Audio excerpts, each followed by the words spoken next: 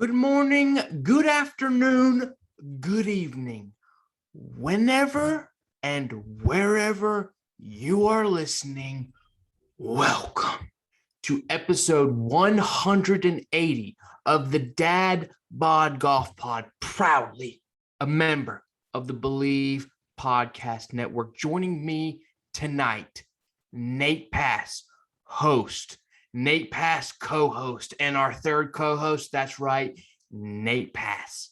Kyle Rush, his 10th wedding anniversary is today. Congratulations to him and his wife.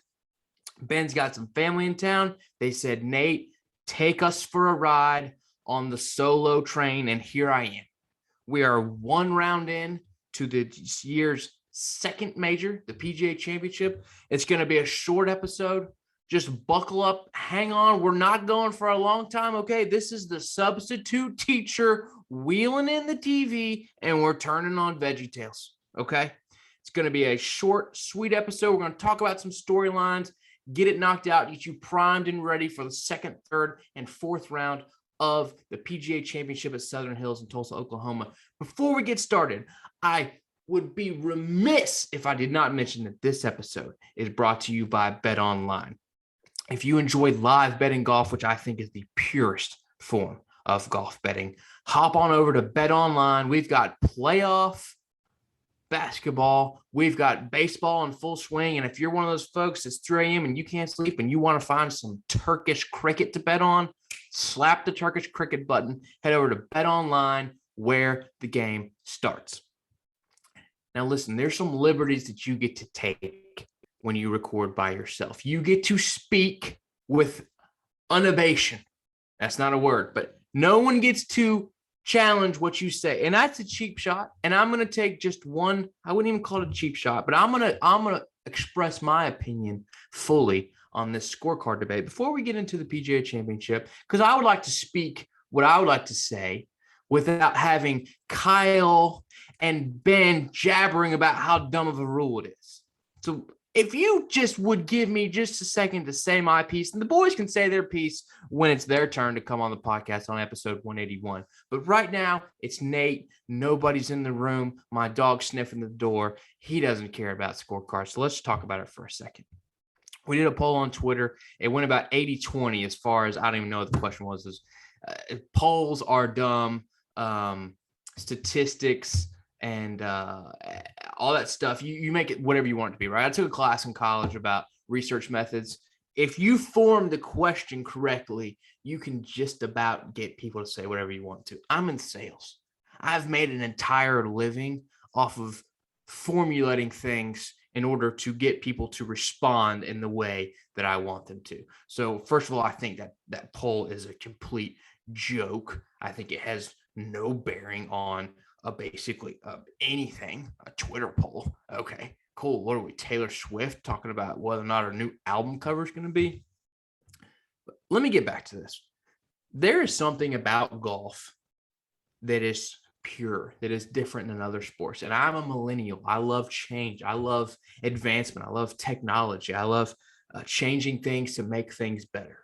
But there's a couple things about golf that we just don't share with other sports. And I'm going to sound like a pompous, stuck-up 80-year-old dude at a country club right now. But there is a purity that we have here that cost us nothing. It cost us nothing to do this. In golf, we get sport coats. We don't get a T-shirt and a flat bill hat after we win a championship. When you win golf's biggest championship, which in my opinion is the is the Masters, you get a sport coat. There's just let's hold ourselves to a higher standard. And I will entertain the perspective of Ben and Kyle for just a second, talking about how dumb of a rule it is, and it's such a harsh penalty. It's a harsh penalty. Being disqualified for failing to do something that happens after your round is complete, after nothing can change about your round, is harsh. But it should never happen. The rule is so harsh. I'm going to use an extreme example. It's like you'll go to prison if you rob a bank. It's like, don't rob the bank. just sign your scorecard. Ben is going to get so pissed at that analogy because it's so extreme. But you keep your own score, which I love. You call your own penalties. You are held to a certain standard. Uphold that standard, go in the room, review your scorecard, and sign it. Okay. There are rules that we can work on and we can dig into that are having a negative effect on the game of golf. This is not one of them. This is not a hill to die on. Thousands upon thousands of scorecards are signed every year. You can't use TV on the mini tours. You can't use it for U.S. amateur qualifiers. Come on. Let's just keep some aspects of golf pure. That's all I'm saying. All right, we're going to move on to the PGA Championship. And boy, at this point, if Ben and Kyle are still listening, I would be shocked. Shocked, I tell you. Round one, Southern Hills, the PGA Championship did not disappoint. We had the greens running around 10.5 to 11 on stimp, which would be pretty slow for major championship speeds. A lot of good storylines. I'm going to run through a couple of the ones that you've probably already seen if you've watched any coverage today. And I'm going to start off with LT Gray. Tiger Woods shot a disappointing 4-over, tied for 99th right now after a spectacular start. And I'll be honest, I don't like saying this. This is the Tiger that I expected at the Masters. I wouldn't have told you then, and I hate telling you now. This is what I was expecting at Augusta, and I was so pleasantly surprised when he played well enough to make the cut. It was Augusta. It was his first time back. For whatever reason, there was just enough magic for him to make the cut. And folks, I'm just going to be real. I need to be honest with you. What we saw today may be the Tiger of the future, the new normal. You can't, nobody's done it. Nobody plays the four majors and succeeds. Not even Tiger. That's not the way golf works. You can't come out and play the four majors and maybe play another tournament or two. You can't play six. Even if you play a couple extra, you can't play 6 tournaments a year and succeed in this game with the level of talent that we see every single week, especially on 40 plus years old with a body that is just broken. It was broken before the Genesis. And now, props to him for the comeback and the win in Augusta in 2019. Find me another story like that. There is none. But right now, we're going to have to do some hard thinking, and we might have to start accepting that 4-over, tied for 99th, is the new Tiger. I hate saying it, and I hate being the guy that says it, but I need to be real with you. He didn't have an off day. He doesn't. It's not the same Tiger. It's just not. We've got to stop pretending that he is. Let's move on to Scotty Scheffler, because in my mind, I go to the leaderboard if Tiger's playing, which he's only played twice in the last however many months. I go find out what Tiger shot, or at any point today, if I wasn't watching, I go find out what Tiger shot, and I was where he was at. And I found out where Scheffler was at right out of the gate. Didn't even look at who was leading. Where's Tiger at, and where's Scheffler at? Now that may not stay. Tiger, it doesn't matter. 40 years from now, I'll go figure out where Tiger is at. Scheffler, it could be a temporary thing, but he's number one. He's the hottest golfer in the world right now. Everybody's watching him. And he had a good start. He had an eagle within the first few holes. Maybe started feeding off the negative energy from Jon Rahm.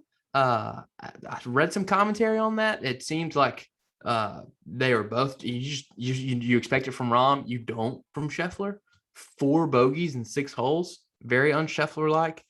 Finished with 1-over, tied for 38th. Certainly not out of it, but definitely not in the position that a lot of us, like myself and Ben, who those Ben's pick, thought he would be. By the way, let's quick update. Nate's pick, Cam Smith, 2 under, tied for 7th. Ben's pick, Scotty Scheffler, 1-over, tied for 38th. Kyle's pick, Jon Rahm, 3-over, tied for 78th, staring at a miscut in the face. So I know there's a lot of golf left, but suck it, boys. And I hope they all signed their scorecards for that 2 under, 1 over, and 3 over today. Anyway, moving on to the man who is on everybody's lips, Rory McIlroy. The Irish phenomenon is here. And I had talked some pretty solid doo-doo about Rory McIlroy. The ripped shirt meme, Rory with the ripped shirt and the nip slip, to me, that encompassed Rory's kind of future. Like it just, I'm sure obviously he's got enough talent to win again. That was the question. But as far as majors, as far as being an elite, premier, one in the discussion of the greatest players in the game at the time, I thought that time was over. And the Masters, even to me, seemed fluky. Seemed like last day, nothing to lose. Why not go out and shoot a 64? The hole out from the bunker was magical. It was cool. It was Augusta. Colin Morikawa made it even cooler. But at the end of the day, it was still just, it was too little, too late from a position where he had nothing to lose. And today was like an old friend who you fall away from for no particular reason. You don't have a big falling out. You fall apart and they come back and they knock on your door and you sit down and you have a beer and you remember why you considered them one of the biggest people in your life. I made that way too dramatic, but that 65 today made us remember why we love Rory so much. The missing piece has been the first round. I know there's three more rounds of golf. There's 54 more holes, but nobody else in the field is beating Rory if he plays the next 3 rounds anywhere close to the way he did today. Nobody's got that this week. Rory's got it. Okay. The missing puzzle piece is in. Now we've got 3 more puzzle pieces. We saw what he could do on Sunday. Not comparable at Augusta. Like I said, way far behind. But now there's no ground to make up. Imagine giving Rory the keys to the kingdom with a first round lead at the PGA Championship. The possibilities are endless, and I can't tell you how thrilled I am. Rory is so good for golf. He's so pure. He loves golf. He wants to be better. He's a genuine competitor. He's the best driver of the golf ball in the game. Screw Bryson. Screw all the distance. Rory hits it far, but it's not always been about far. He does whatever he wants to with a driver. There's nobody on that level that he's on. So his driver was obviously on today. He played great. He played aggressive. He acted like he wanted to be. He acted like he wanted it. It's not only a game, but it seemed like an attitude that we haven't seen from Rory in a long, long time. And it was good to see him back. And I cannot wait to watch tomorrow, Saturday, Sunday. Scoring average today for the morning wave, 72.35. Afternoon wave, a little bit firmer. Green's rolling a little bit faster, 73.32. So that gives us almost a dead on. Let's call it, 72 and 73. So 72 point, am I doing that right? Probably 72.8. Hovering right around the 73 mark, just under 73. Major championship golf. And what I love about Southern Hills is that when you look at it, it's not all tricked up. It's not Chambers Bay with wild greens and all these, unfair lies and bad breaks. It's just a damn good golf course. And it's a tough golf course. And if you play good and you play aggressive, you'll get rewarded. But you're going to have to flirt with that line of trouble in order. It's a risk reward, and I don't know if you'd call it a ball striker's course or a shot shaper's course or a putter's course or maybe a guy who gets up and down the bunker more than other people. I know Rory is in the lead, and he drives the golf ball better than anybody, so maybe it's a driver's course. But very exciting, some great storylines. I'm going to run through a couple notable scores. Cam Smith, obviously, 2 under, right there in it. Ricky Fowler, 1 over, tied for 38th, certainly in a position to make the cut. John Daly, who took the world by storm. You always love that one guy when there's 10 people on the golf course and one of them's made 2 birdies, and they've got the lead, and that's all they've got to talk about out of the 10 dudes on the golf course. Johnny D still shot 2 over, tied for 56. Don't count out Daly yet, okay? He's at the gas station right now, reloading on the Marlboros. He's got the Diet Coke on ice. Look for Daly to make the cut. You heard it here first. Slap a little bet online money on that one. Jordan Spieth, 2 over, tied for 56th. Frustrating day for him. Still definitely in a place to make the cut. Morikawa, 2 over, frustrating day. As we spoke about earlier, Rahm, 3 over, very good chance of missing the cut. Dustin Johnson, 3 over. Brooks Koepka, who, is he even relevant anymore? Brooks Koepka, I think at some point, Jenna Sims in the near future will become bigger in golf than Brooks Koepka, just because all Koepka's life now is like Instagram videos of him blocking himself out of the courtesy car. I can't even believe I put him as a notable. I would let me take Koepka out and put in Tyler Gooch, who finished 1 under and is in a great position going into the second round. Patrick Cantley, my boy, 6 over in a definitely miscut material. Quickly, we'll note, we don't really try to give him too much press on the show. Bryson did pull out because of wrist stuff. He was there all week. He was replaced by somebody, McCarthy, who shot 3 over, who could still make the cut, which, let's be honest, probably better than Bryson would be doing right now. That's pretty much all I've got, folks. We've got Rory at the top of the leaderboard. Will Zalatoris, who ain't scared of nobody, is nipping at his heels. Would love to see Zalatoris and Rory in a final grouping on Sunday. Please, Lord, Sunday morning, you're catching Nate Pass in church praying for a Rory Zalatoris showdown at Southern Hills. Tons of golf left. Don't count Tiger out in our hearts, but in our logical minds, in our bet online. What are we slapping the button of? Tiger's going to be hanging out this weekend with his kids. And that's tough to say, and I don't want to end the episode like that. Wow, I don't have anything else to say, and that's how I ended it. So let's get back to the positives. A lot of great golf left. Golf course looks amazing. We will be back. We'll probably do some sort of recap, hopefully before Sunday. Maybe just one of the guys, maybe me again, maybe a little 5-minute spiel on Twitter. Sign your scorecards. Hold yourself to a higher standard. We are not basketball. We are not baseball. We are not football. We are golf. Let's act like this game still means something beyond getting a wet golf ball in a hole. Let's hold on to some of that purity. And with that, I want to send you on your way.